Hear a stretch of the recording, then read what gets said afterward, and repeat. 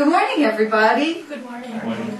Yeah, I know not some of you aren't such early birds, but I'll tell you what, I'm an early bird and I love morning classes. So let's talk a little bit about what what you read for class and stuff. And what we talked about was paragraphs and how they're a lot like a small essay, right?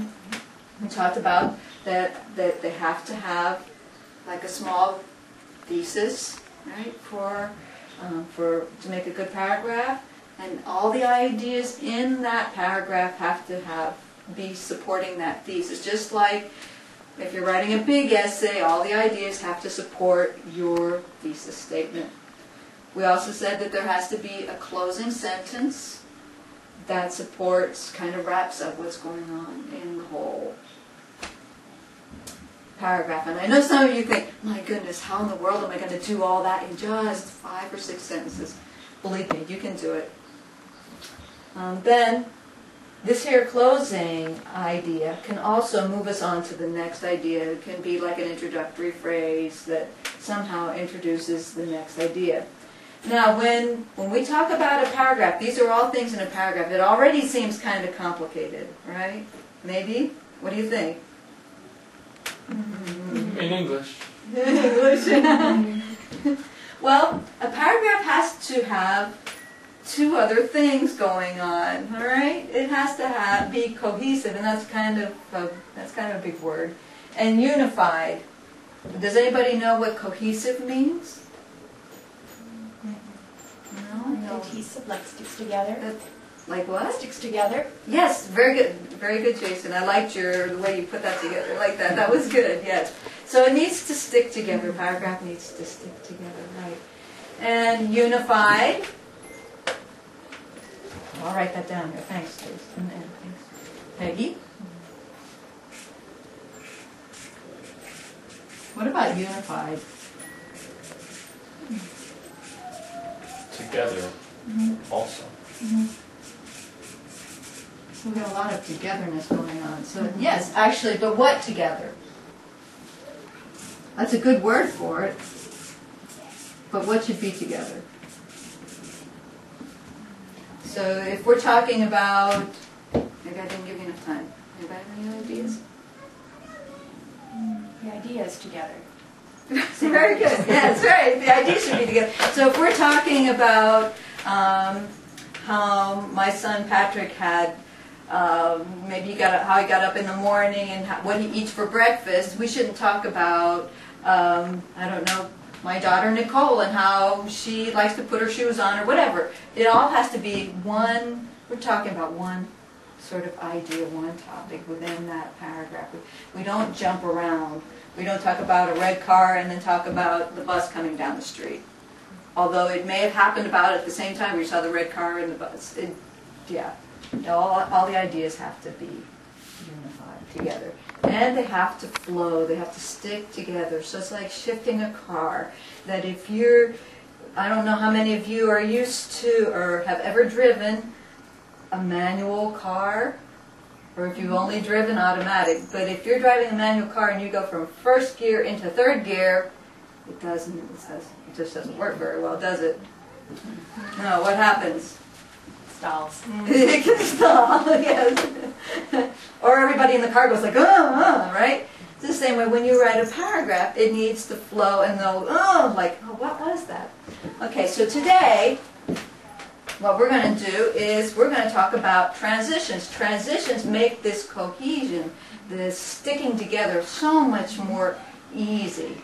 It makes everything flow very nicely. So here I'm going to pass out a little paper. It is a pumpkin, just like this one. You see here, this one's really big.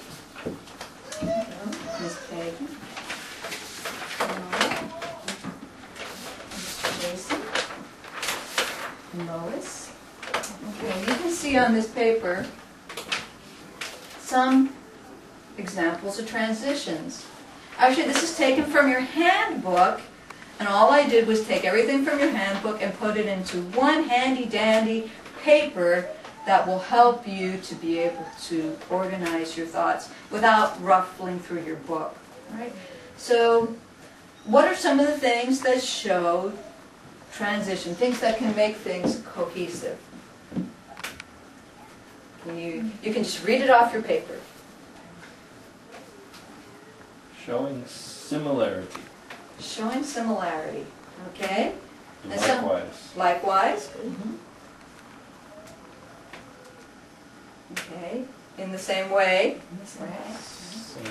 Similarly. That's a hard word to say, isn't it? It took me some time to practice it because that's a hard word, isn't it? So, okay, then we have showing consequence. Hence, go ahead. Peggy, would you mind? Therefore, consequently, as a result of, thus. All right. Who would like to read showing contrast? Okay, Noah.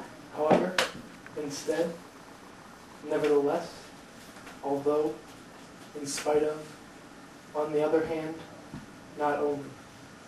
All right, very good. Well, we'll let these other ones here for a minute go for a minute, because what I'd like to do is to pass out something else for you to practice your transitions. All right, this is a little story, and it says, remember we also talked about Halloween last class and how we use pumpkins and we carve pumpkins.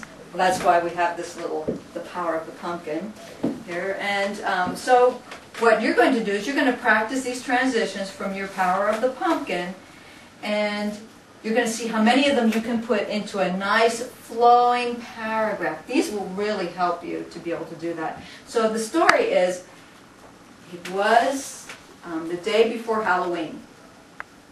The ESL class students had met early that morning to get together and carve a pumpkin so that they could impress their instructor with their knowledge of the culture and practice their carving skills. The energetic students borrowed a red pickup truck and drove to the local pumpkin patch, where they encountered the largest, most beautiful pumpkin in the world. It was so big that they had to use a crane to load it onto the back of the truck. The drive back to the student center was a real challenge, because the pumpkin was so large it caused the truck to swerve and the tires almost collapsed under the weight of the colossal pumpkin. When they arrived at the student center, the rest of the class was waiting. With the eagerness of an 8-year-old child, the students began carving. Okay, what your job is going to be is to make up the rest of the story. All right? Use as many of these transitions as you possibly can. All right, as many of them as you possibly can.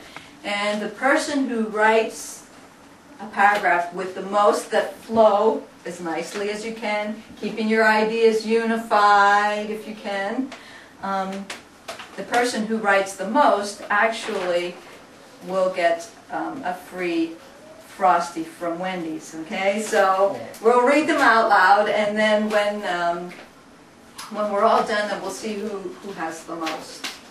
I have a pencil. Okay, it's pretty big there, but that's what I have. It's a All big right. pumpkin.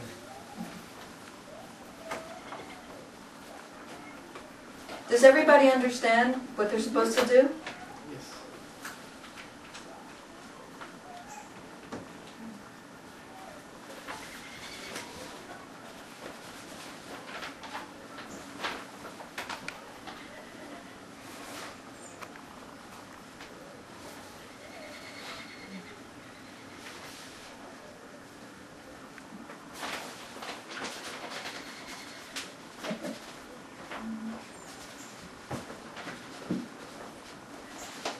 All right, class, it looks like our time is up. What I'd like to see you do is to work on this for homework, and then bring it back to our next class, and we'll see what kind of creative ideas you came up with. I also will write a story, and you will see what creative ideas I came up for us as well. Thank you very much, and enjoy the rest of your day, and we'll see who earns the Frosty. Thank you. Thank you.